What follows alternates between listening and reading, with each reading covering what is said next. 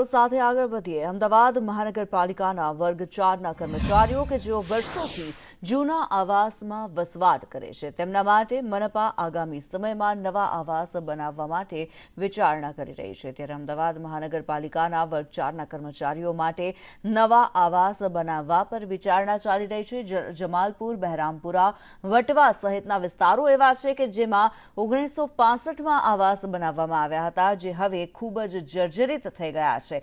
આવા 1231 કર્મચારીઓ સાથે જ અલગ અલગ આવાસમાં ટેરેસ પર કે પછી ઝૂંપડા બાંધીને રહેતા 828 જેટલા કર્મચારીઓ માટે મનપા આવાસ બનાવશે, જેના માટે આગામી સમયમાં ઠરાવ તૈયાર કરી રાજ્ય સરકારને મોકલી મંજૂરી મેળવવામાં આવશે અને આગામી સમયમાં તમામ કર્મચારીઓને નવા આવાસ આપવા માટે વિચારણા ચાલી રહી છે।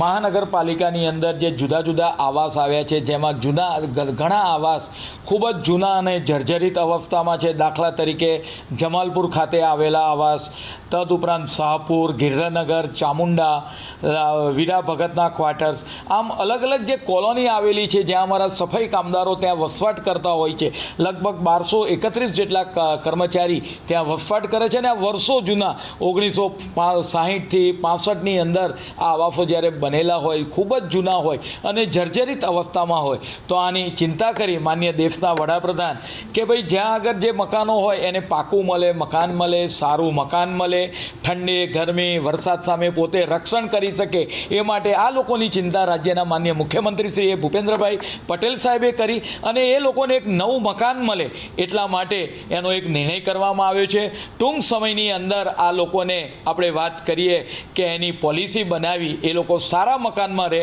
અને